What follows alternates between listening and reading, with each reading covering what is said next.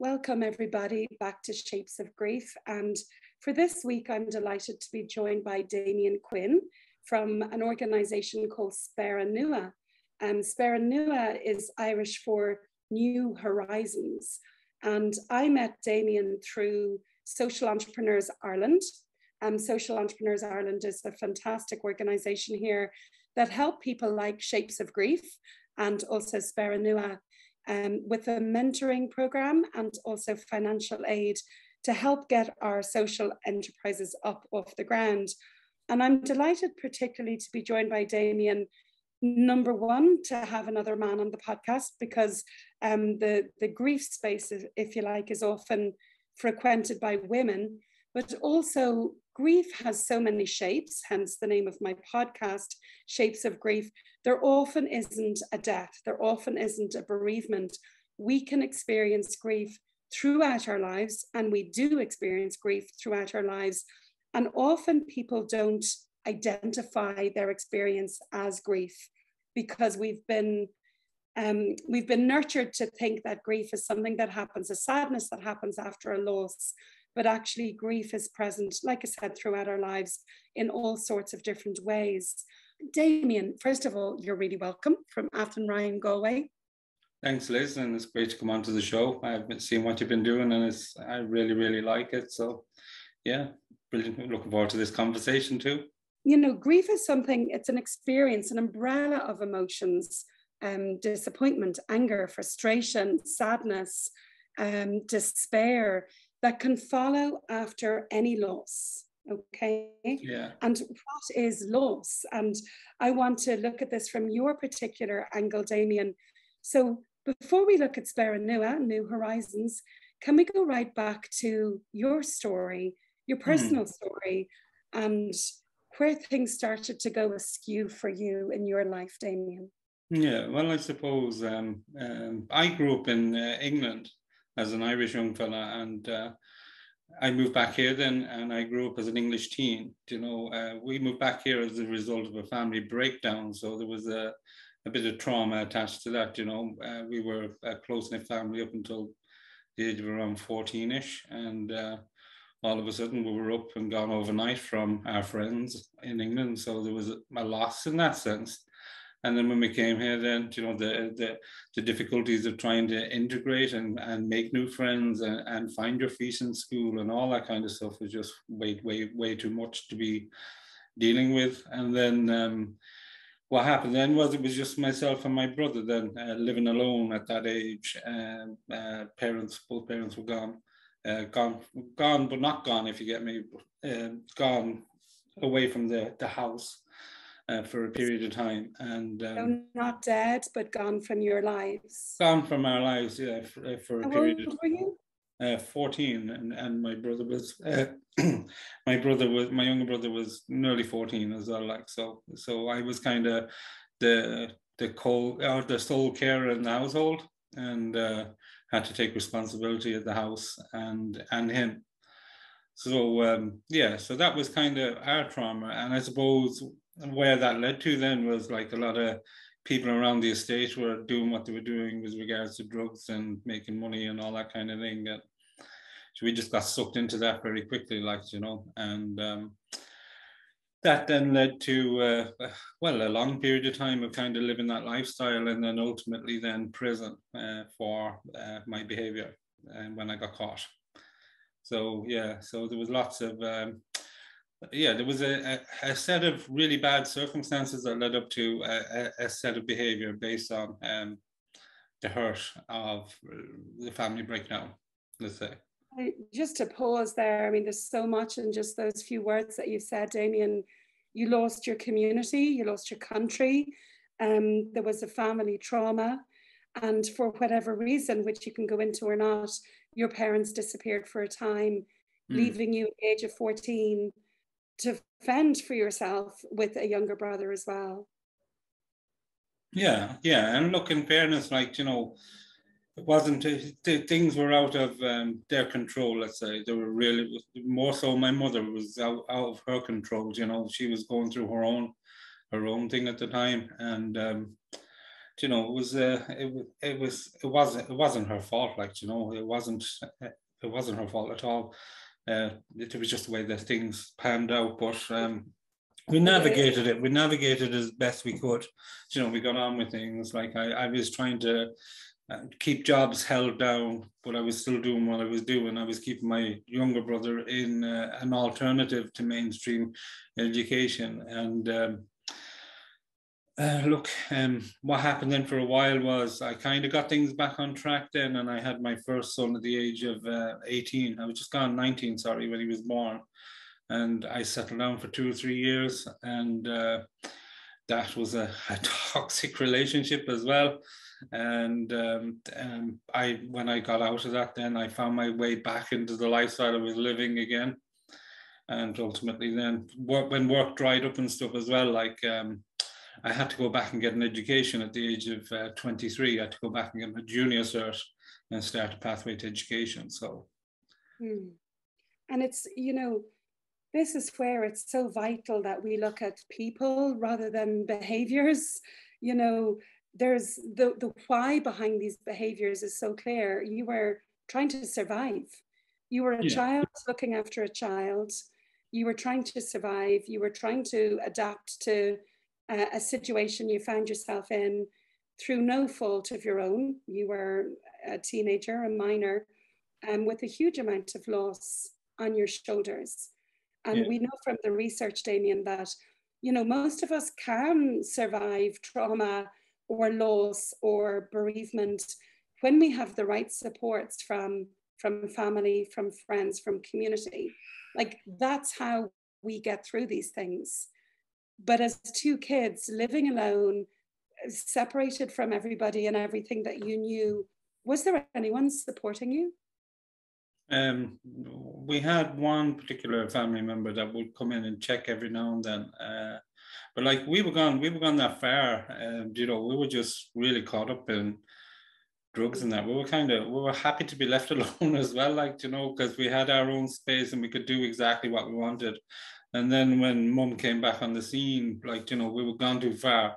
Obviously, like we were respectful to our mother, but our behavior outside of the household was disrespectful. You know, we were caught up in a cycle of addiction and fighting and all that kind of stuff. And, you know, it's very hard to get back out of that again, you know, when you're caught up in that. And we minded mum and as best we could, like, and then she, thankfully, she got her life together herself and found a new relationship with a really, really good man, and she's been happy for the last 16, 17 years, you know. So but like, I suppose with the whole breakdown and things like that, you know, family had become very, very fragmented, you know. We're in a good space today, thankfully, but at the time it was very, very hard to get through. Sounds like you're on very shaky ground, understandably. And I'm wondering, do you remember how you felt at that time, Damien? You know, you were stuck in the addiction cycle with very little hope. Nobody's offering you alternatives or safety nets. Do you remember what that felt like? Did you have an awareness of, I'm losing myself here? Or there was instances.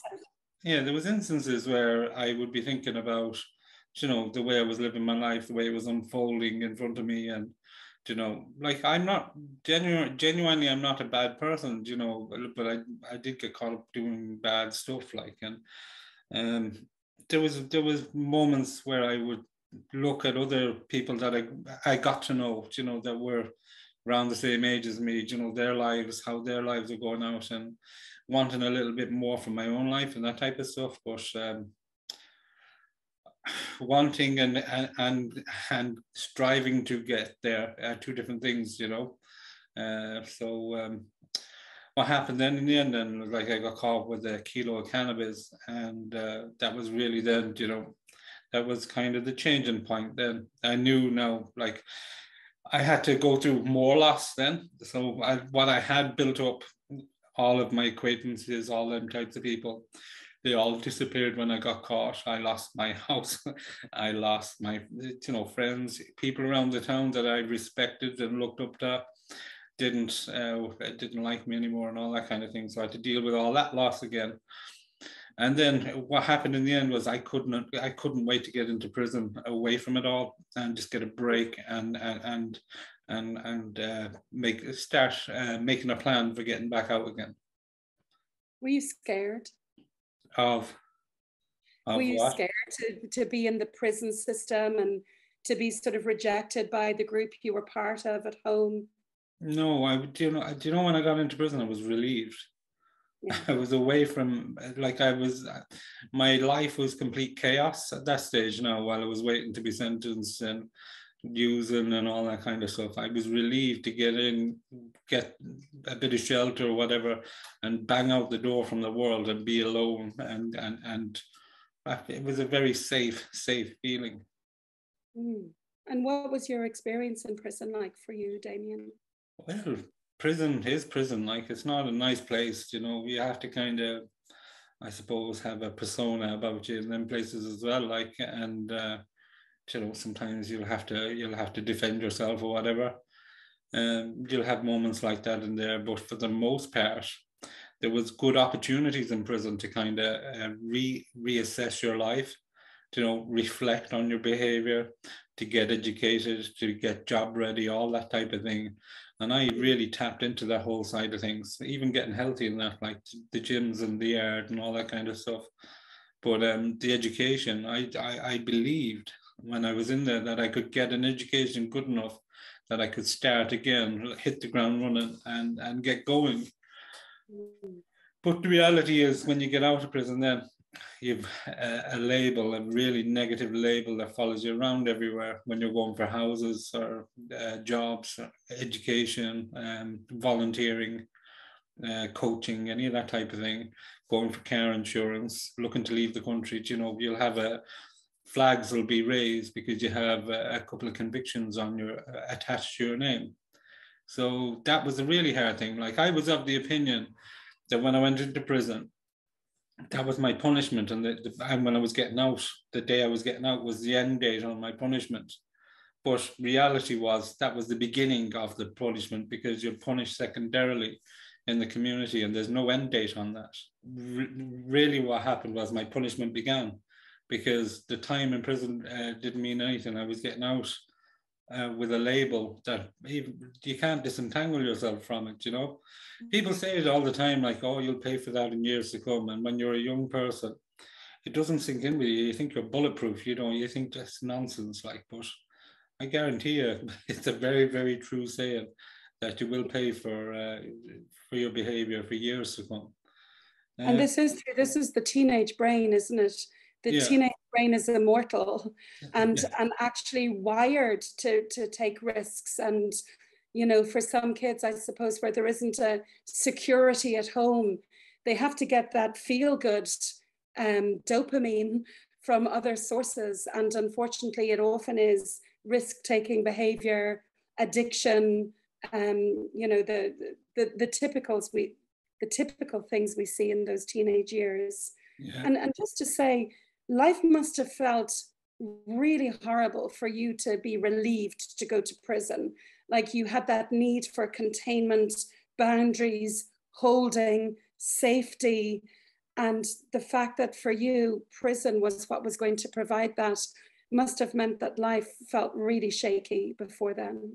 Well, life is pretty crap now. I remember one morning I was asleep on a plant pot outside the courthouse waiting for my case to be called, with everything I owned in a bag, in the lashing rain, and I was hoping that today was the day I was going to prison. It's but in fairness, like, we just most recently there now, we went into the Docus Centre, and the Docus Centre is a women's prison, and Docus is the Irish for hope.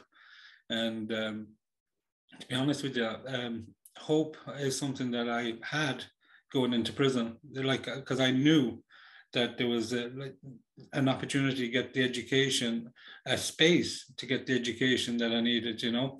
Like, I didn't have to be worrying about bills. I could afford to go back, because this was the thing.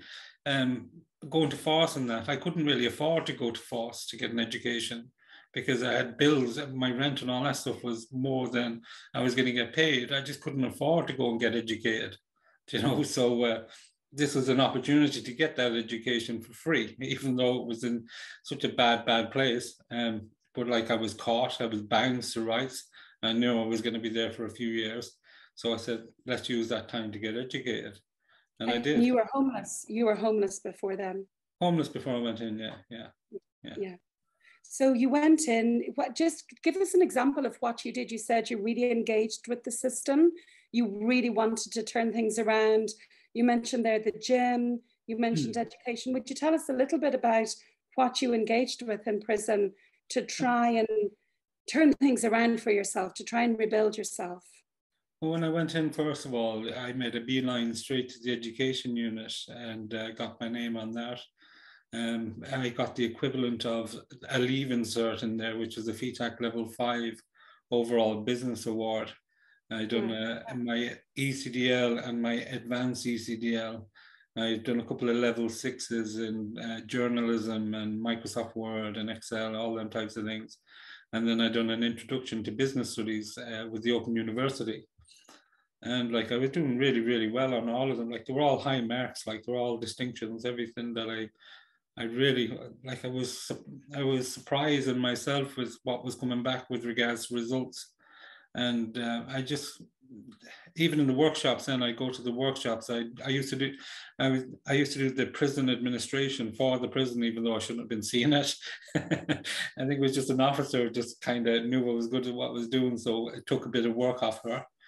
And then in the gym, like I go to the gym then 5 days a week and go to the yard, then I get some exercise and all that kind of stuff. It was good for the mind, like. And but one of my favorite things was kicking out my door at 7:30 in the evening, being alone, being away from everybody that I didn't really want to be around, and just getting stuck into some kind of studying or something like that, or maybe watch a bit of television. But you know, there was I was getting excited about getting out again when it was coming time, but at the same time I was kind of feeling like, you know, I was going to miss the structure and routine and all that kind of stuff, because it is, once you're into the routine, the days just fly on by, like, you know. And I'd be lying if I didn't say I had one or two laughs with one or two of the lads, and that, you know, it wasn't all bad and dreary, you know. I remember one day somebody took a walkie-talkie on the officers, and they were talking to them down the phone, and there was the whole prison got locked down. And I remember we all kind of said we'll sit down in the yard, do a sit down protest, and we did. Like, we staunched it out up until we heard the theme tunes of the soaps coming on in the evening. We all got up because we didn't want to miss the soaps. So big bad prisoners watching Coronation Street and all that kind of stuff. So anyhow.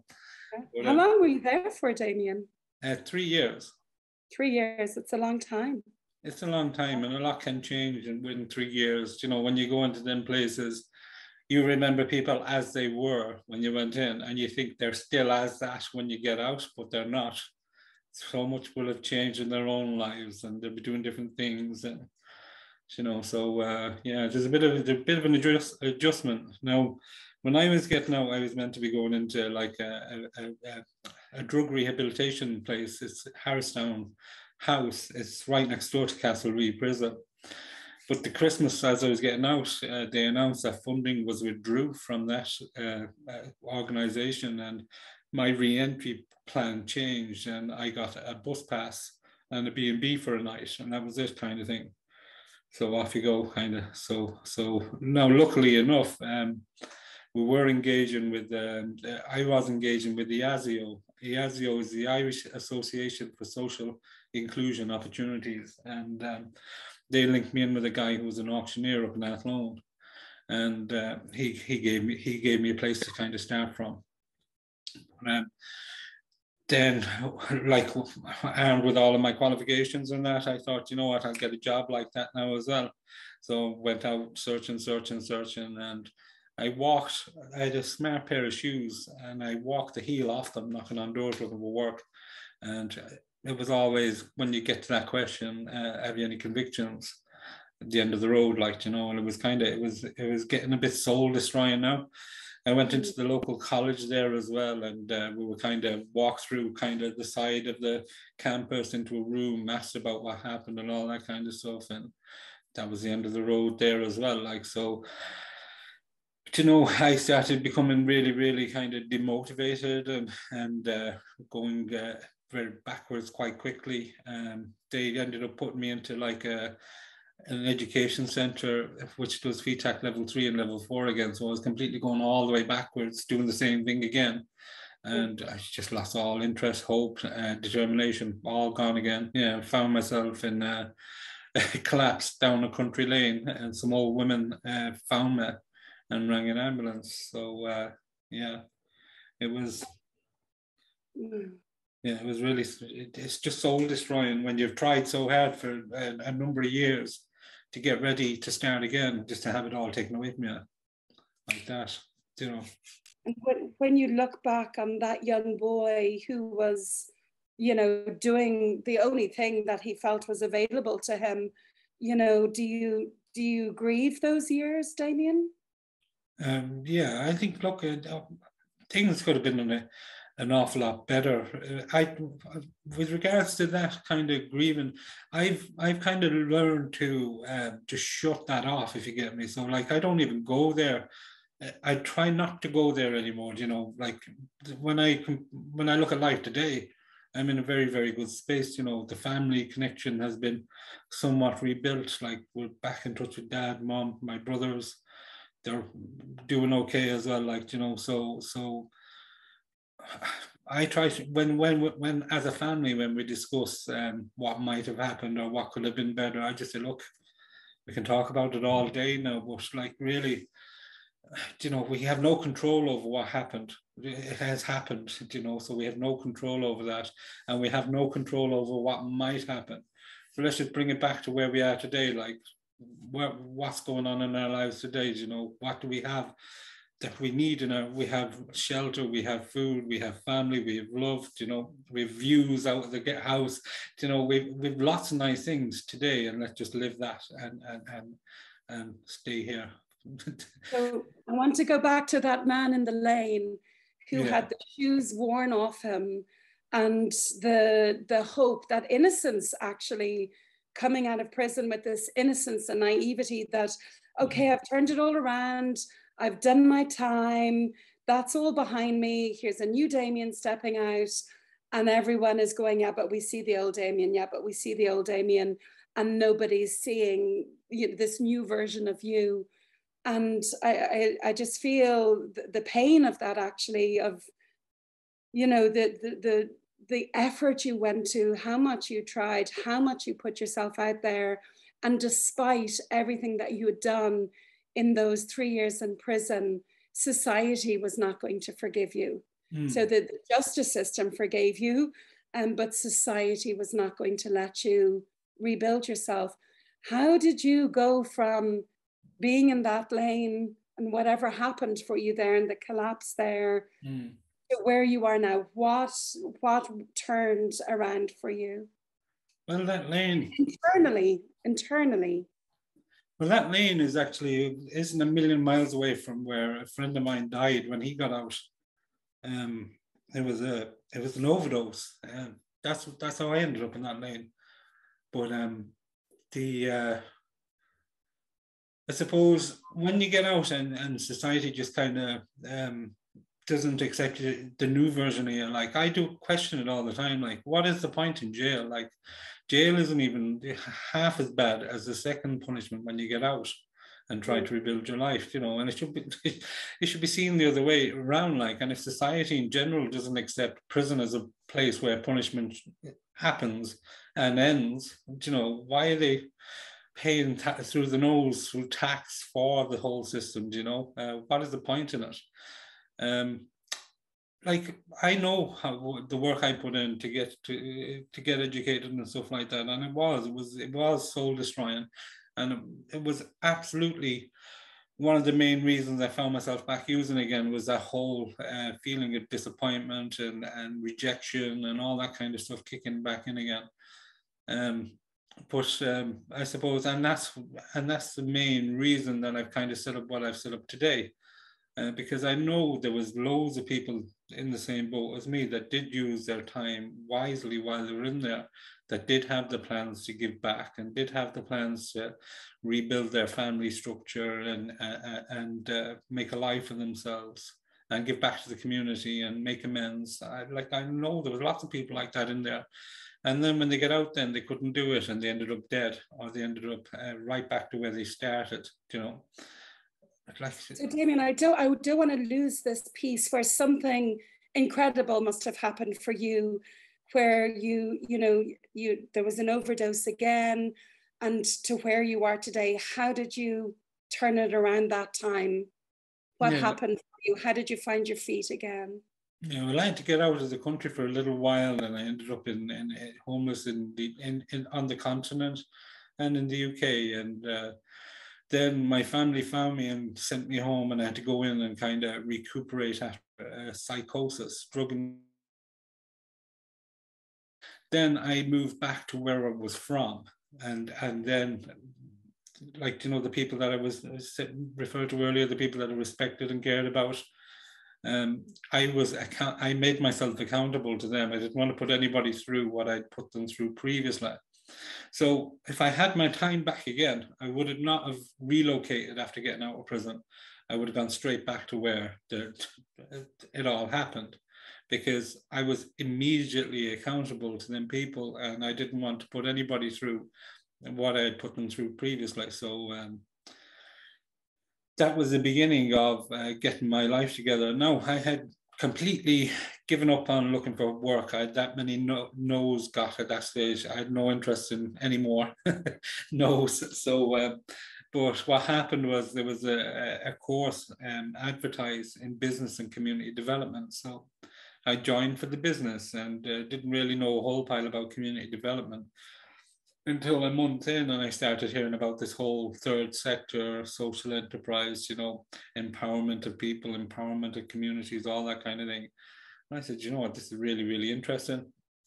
So I started studying with them, and then after that, then I got a job through a friend, and in a distribution company of all things, like, and I always had a bit of a flair for distribution, so it worked well. And so once I got that job, then I grabbed it with both hands. I never missed a minute. You know, I worked as hard as I possibly could, and kept the college going as well. Like, and I climbed the ranks in that job then, and I became manager in it. And then I was able to hire a few boys from back in the day, and get them jobs, and they're all working today and all that type of thing. And it was really, really nice to be able to do that too. So but yeah, the whole piece of the difficulty I had after getting out really, really bothered me all along, and it stayed with me. And I was always, it's not so much me, it's imagining other people going through what I went through, you know, that really, really bothered me. So I framed all of my studies around that problem area. And then for when I moved on to do a master's in cooperatives and social enterprise, I heard about this lady called Siobhan Cafferty, who is she's a social enterprise development officer with the Irish Prison Service and Probation, and she concentrated on integrating violent ex-offenders into the workforce. So when I heard that, then I said, Jesus, I need to talk to her and tell her what I went through, what it was like out here. Like, I do say it all the time, there's loads of support in the east of the country, but there's very little out in the west, you know, for people like me. But people like me are in every town and village in Ireland, like. And so when I contacted her, then she planted a seed around certificates of employability, which made perfect sense. But as I said earlier, like, there's loads of problem areas with vetting. So I wrote a paper called Spéire Nua, Life After Prison for the Reformed Individual, Barriers or Opportunities. And as we've discussed, there was an awful lot of barriers. So that led then to, that paper then kind of framed around the idea of developing certificates of commitment to change, using recognition of prior learning. So that's kind of what brought you right up to speed to where we are today. And what happened at the end of the research was, like, I had prison governors, Eddie Mullins, Senator Lynn Ruane, Siobhan Cafferty, Barry Owens and Adrian Higgins from IASIO, Aisling Mailer from Care After Prison. There was loads of different people. Sergeant Mick Walsh, he's a guard. John Mannion was my old probation officer. They all took part in this research, and they could see merit in what I was saying. So I couldn't shake that, and I just didn't know where to go with it. And then one day I was scrolling down through Facebook, and I spotted the Social Entrepreneurs Ireland were saying, can you share your idea with us? And I filled out the form half thinking it was a scam. I didn't know what it was. But I went ahead and filled it out. Something for nothing? This mustn't be right. Yeah, it sounded way too good to be true, and it certainly is. It's unreal. But I filled out the idea, and Tim Griffiths read that. He's the new CEO, and it was the first application he read. And they invited us onto the Action Lab, and then we got, the Ideas Academy, and then we got to pitch for funding at the end, and we secured funding to make Spéire Nua real, and we are a good 9 months into that now. So yeah, it's been good. It's been unreal. So what does Spéire Nua or New Horizons look like? What is the reality of it? And what sort of impact are you having so far, Damien? One of the things we're doing is we're helping people first and foremost to kind of appreciate themselves for what they've done, the work they've put in. You know, when you hear it back from somebody else, you know, that recognizes and validates your efforts, it does really give you a boost, like, you know. Yeah. Where we're at today is we've just secured more funding under Kickstart to do a feasibility study. This funding is Department of Justice funding and probation funding under the dormant accounts funds and administered through PUBL. So quite the mouthful, but basically what that gives us is we're able to get a consultant in to do the feasibility study for us and pay them to do the work. So where we're at now is we're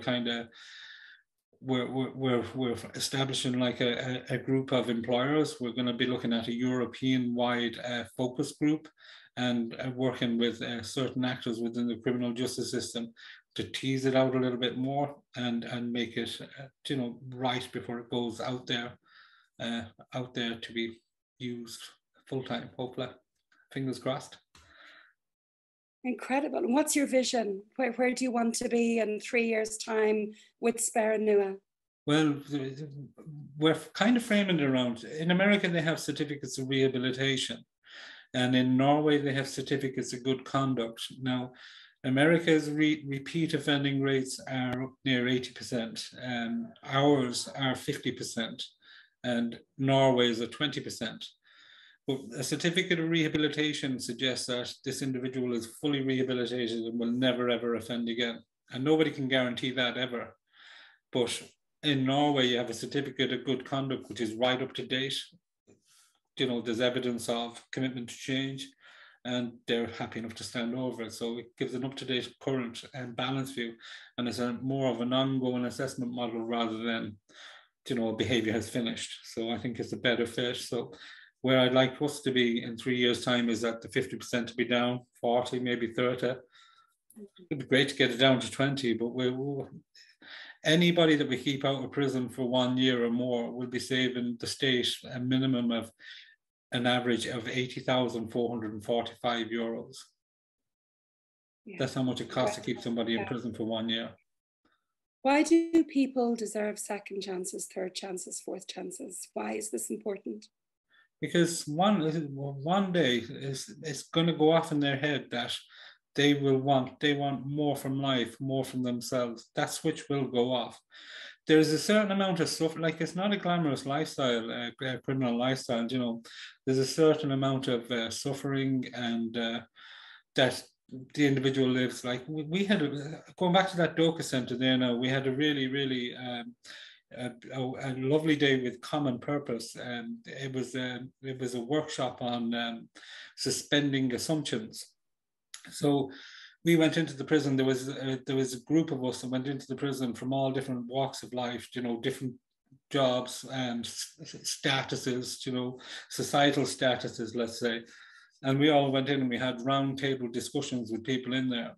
And the papers have this wonderful way of sensationalizing a story, a story that happened on a particular date, but they don't really get into the circumstances that led up to the story, And when the people could hear the lives that these people were living and the chaos that surrounded their way of life, then all of a sudden you could feel the empathy in the room. It was you could feel the empathy throughout the room. People came out them gates, completely different people, changed perspectives, Like there was one girl in particular now, like she herself was taken off her mother when she was a child, and now her kids are taken off her, and she caught up living in tents around Dublin, caught up in a cycle of addiction, and like it's a horrible lifestyle. And in prison is the only break she gets from that chaos, So down the road, like what she's doing now, she's working as a hairdresser in there, and training as a hairdresser in there, and there's barista training and all that type of stuff. And she's going to try and get a job when she gets out. And I really love to hear someday down the road that she's rebuilt her life and got her kids back and all that kind of thing. And that's what it's all about. Like, like ultimately, we need to be kind of working with people to get them out of that life cycle and back on. It's to everybody's benefit when somebody does correct their behavior and turn their lives around. Like, everybody around them will benefit from that.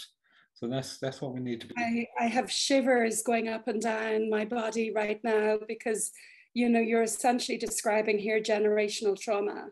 And we all inherit the trauma of the generations before us and get stuck in these cycles within a system that's so unfair. Like it's a roll of the dice, who you're born to, where you're born, and what sort of, socioeconomic environment you're handed. You almost don't have choices, until that penny drops at some stage, if you're lucky enough to have the safety and security maybe of prison, where you're safe enough to be able to contemplate and reflect. But essentially what you're doing is you're stepping in with an alternative. You don't have to keep passing on this lifestyle. You're giving a really viable and powerful alternative to people to do something different for the next generation. And you, just before we came on, you and I were both saying, I hope our kids are quiet. And you said you've a 2-year-old downstairs. Yeah. What's going on for you personally in your life at the moment, Damien? Well, I have a 2-year-old and I have an early 20-year-old. So things are good. Like things like this week now, we're off all week. We didn't go anywhere or do anything. We just lived at home in the moment with the paddling pool out the back. And it was one of the nicest weeks we had all year. The weather helped as well. Like, it was absolutely stunning weather. But like to my day job as well, like I suppose I work as a community education and disability officer. So I'd be working with other people that would be experiencing barriers to employment and all that kind of stuff. And it's really, really good to be kind of on the other side now, helping them, and instead of doing what I was doing all them years ago and helping no one, So absolutely, life is good today, and life is very good, and I get something out of helping other people too. Like one of the really nice developments from Spéire Nua is family members and carers are actually contacting for support. So being able to support them and provide a bit of guidance to them, and even some prevention work as well. So like I'd be talking to young lads that are involved and about consequences and all that kind of stuff, and the real consequences they could find themselves facing, and it was a development I never envisaged happen. I always seen it as working with the individual with the convictions, but I have grandmothers and everything kind of talking to me about their grandsons going into prison. What will they be able to do and avail of? And yeah, so that it's taken on a life of its own. So it is. So it's really cool. When you look back, Damien, to that 14-year-old living alone with your little brother and just trying to make it work, what would you say to him? I'd say well done. I'd say well done. Like, in fairness, like you shouldn't have had to. You shouldn't have had to take on them responsibilities, but you did the best you could with what you had. So I'd say well done. Do you think there was any other options? Like, if there's somebody young listening to this, and they're caught in that cycle either of addiction or crime, do you have a message of hope? Yeah, well, in fairness, like we've come on leaps and bounds with regards to services and supports for people that are living an addictive lifestyle. There wasn't a whole pile of information available to me at that time when I could have used it. So, but look, no matter how hard life gets, time is a great healer, and things will improve. You take one positive step today, it'll turn into 2 positive steps tomorrow, and life can be so much better for you outside of if you life can be so much better for you if you stay away from that lifestyle. I say it all the time, like you hear young lads they're afraid to talk or rat and all that kind of stuff. But the people that are asking you or putting you in a situation where you feel that you'd be a rat, they're not a positive influence on your life. You want to run as far and as fast as you can away from somebody that even uses them words, because it's not going to be a positive outcome for you. So yeah. And just there, what you're saying, like time is a healer. In the grief space, we say time isn't a healer. Okay. What heals you is what you do with your time. Yeah. You sit around doing the same old thing. It's still going to be that way in 10 years' time. What you need to do is do something different with your time, something positive, build on your education, particularly I'm struck actually by your exercise and the importance of, just that trauma, that stress, that grief that you carried, how you met that with physical exercise. Because these experiences are stored in our bodies. And when we use, it's because we're experiencing a huge discomfort in our bodies and we need something to alleviate that for us. But actually throwing a few weights or going for a run or somehow engaging the body can shift that. Would you agree? Well, absolutely, yeah. I had a speed ball and I have a punch bag, and you'd knock an hour out of that very quickly if you're feeling stressed. And when you walk away from it, you feel great. You've let it out. It's a release. Something I need to start getting back into again is all the training. Is kind of taking a bit of a nosedive. I've been so busy, but I intend to get back into it. It's great for the mind. Like even going for a long walk, like when in my early days of recovery, like instead of sitting in a room taking medication or whatever, going off out for a walk, a long walk, bring the dogs, have a look at the trees, listen to the wind, all them types of things. Just escape from yourself. Like the worst advice any doctor could give somebody that's really struggling is go into a room there with a bag of medication. Go out and go for a walk. And just feel the world around you. There's an awful lot to be said for that. Just getting out and like grounding yourself back in your body, getting back into your body and out of your head, isn't it? Exactly. Because the thought can take over. Yeah, Damien, you're incredibly inspiring. I'm filled with inspiration, and you're someone who walks the walk. It's not just talking the talk. You've been there. You've been in the gutter literally, and picked yourself up again and again and again, and used your learning to just do good for people coming behind you. There's no better way of using your human time, in my opinion, than to be of service to others who are coming after you. Absolutely, yeah. Look, it's it's not how I envisaged life turning out for me. Do you know, when I was little, when I was in school, I always see myself as an architect or something like that. But you know what? Life was meant to work out this way, and I am meant to be doing what I'm doing today. So yeah, I'm happy. I'm happy. Yeah, well, you've used tragedy and trauma to create a really meaningful and purposeful life that's going to touch so many more people beyond just yourself and your immediate family. It's a life well lived. Thanks, Liz. Thank you. And likewise, you're doing a lot of great stuff. You're helping people kind of offload an awful lot of how they feel and talk about how they feel and articulate it. And it's a great podcast. And thanks for having me on it. It's been my privilege, honestly.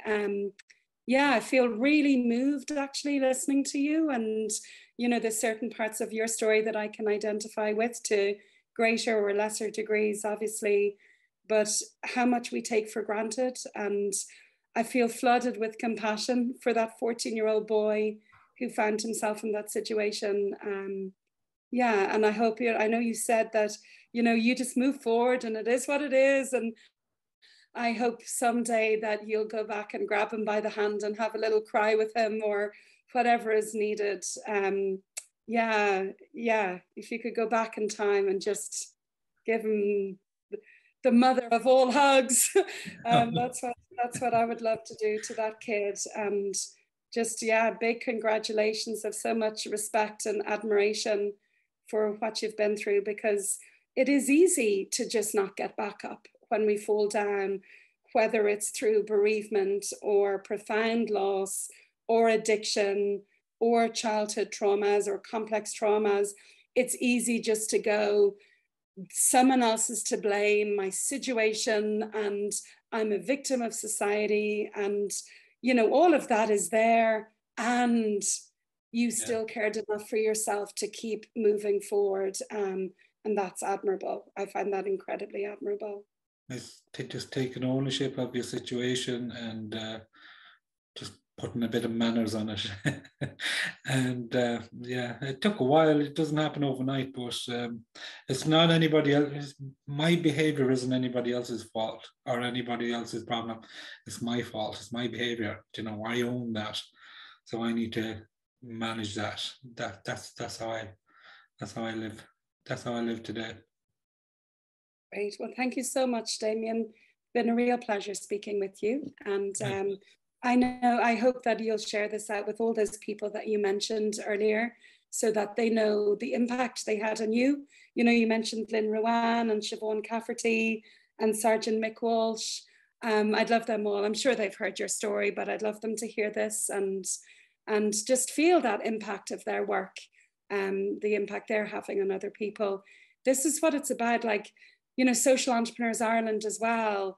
We do a little program, but all the people working for SEI, they will never know fully the ripple effect of their work and the individuals that it's changing lives for. So big thanks to everybody who supports Social Entrepreneurs Ireland, the team in there with Tim and Sophie as well, and anyone who donates to social enterprises, whether it's their time, their expertise, their money, you know, it is making a difference. So absolutely, yeah, I can't wait to keep track of Spéire Nua and see, you know, the impact you're having over the coming years. So thanks, Liz.